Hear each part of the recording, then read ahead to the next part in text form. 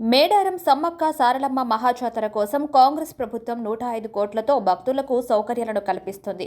గిరిజన సంస్కృతి సాంప్రదాయాల ప్రకారం ప్రతి రెండేండ్లకోసారి నిర్వహించే జాతరకు మరో 2 వారాల గడువు ఉండటంతో సర్కారు ఏర్పాట్లను ముమ్మరం చేస్తోంది. ఫిబ్రవరి 21వ తేదీ నుంచి 24వ తేదీ వరకు జరిగే ఈ జాతరకు 1.5 కోటి వరకు భక్తులు వస్తారని అంచనా వేస్తుంది ప్రభుత్వం.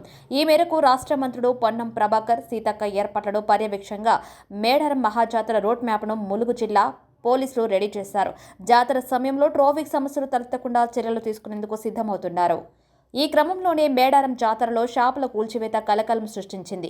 గద్దెల సమీపంలో ఉన్న చిరు వ్యాపారుల షాపులను ముందస్తు సమాచారం లేకుండా అధికారులు కూలగొట్టారని షాపు యాజమాన్లు నిరసనకు దిగారు. ఎటువంటి సమాచారం అందించకుండా పోలీసులు తమ షాపులను కూలగొట్టడం సమంజసం కాదని వ్యాపారులు అన్నారు. ఈ క్రమంలోనే ములుగు అదనపు కలెక్టర్ వాహనాన్ని అడ్డుకుని చిరు వ్యాపారులు ఆందోళనకు దిగారు.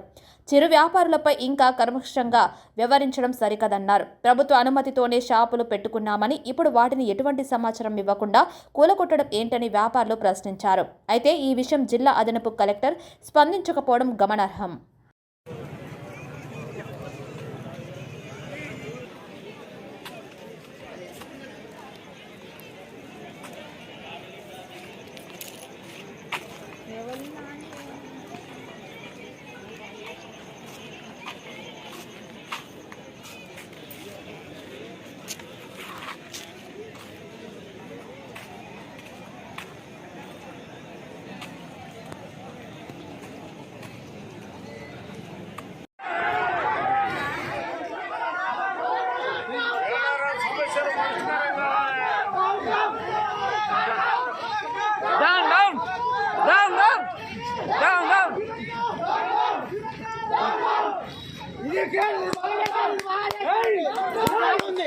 ఇది బాగుంది